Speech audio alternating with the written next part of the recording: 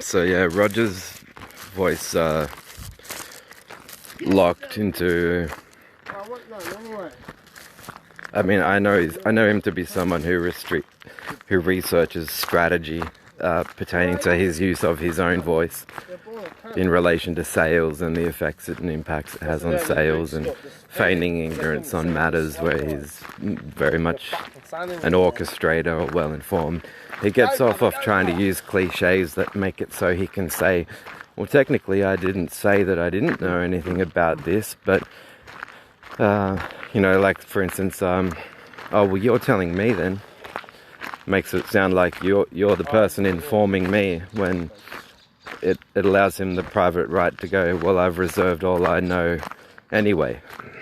And so I wasn't a complete intellectually dishonest person. But that all boils down to the scope and dimensions of what a cliche or a banal statement is considered to be in English, and supernaturalism blurs the difference between that and prescriptive moral injunctions, which is what he fires at when he tries to say that, you know, all of us that heard nursery rhymes are constantly planning on how to make London Bridge fall down.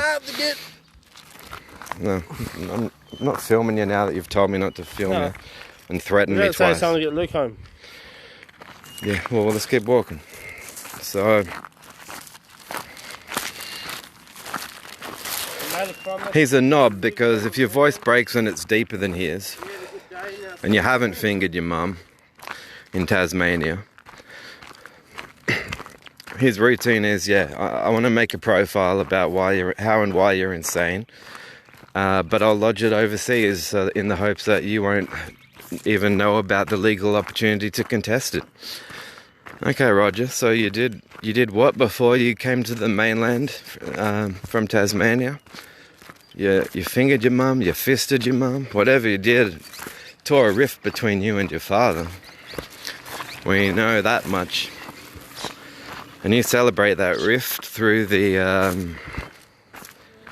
polymythic, ongoing, perennial battles between Lucifer and Yahweh. And it's your pathetic, not completely broken voice, aside from when you emulate wolves and dog noises, that testify to how and why that polylythic story would be relaxing to a mind as pathetic as yours.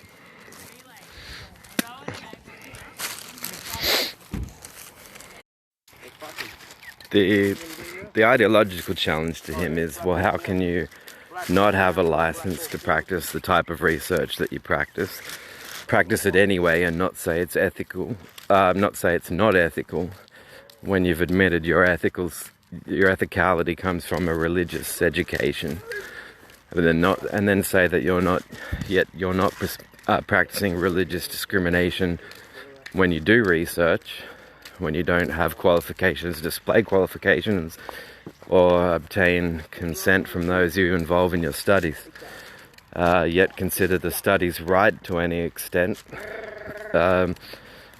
and not religious discrimination to other extents. And so he won't know the answer to that. But his religion does tell him why he at least...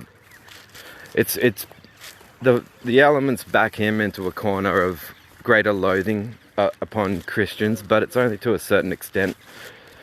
It's only to probably a debate with a Christian whose voice did break and who didn't finger their mum, and he would be getting up, leaving the table, saying, well, you win this round, or whatever, to that Christian.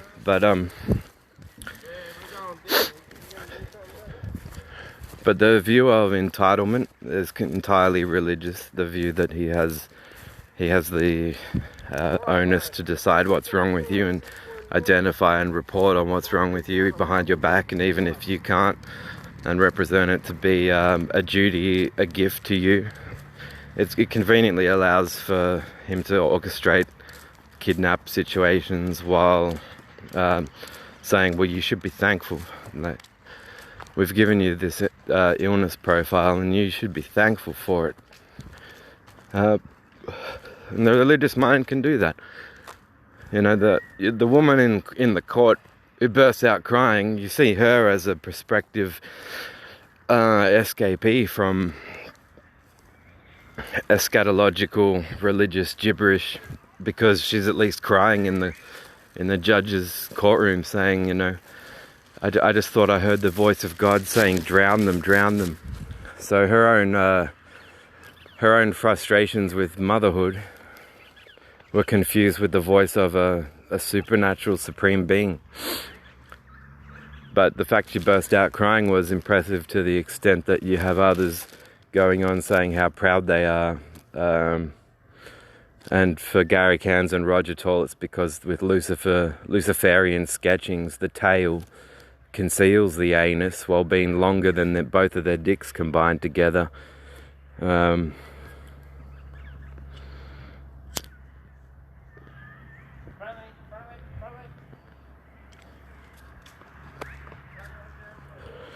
that's why, because those two faggots did not demonstrate to my satisfaction that they had respected the boundaries I insisted were to be established outside of work during the time that I worked for them. I don't really care if they think I've given concepts of national security to planet Vulcan. There's actually, it's doubtful that they would pass any kind of psychological examination to have anything to do with national security. There are a couple of researching knobshines that don't know anything about language difference or epistemology or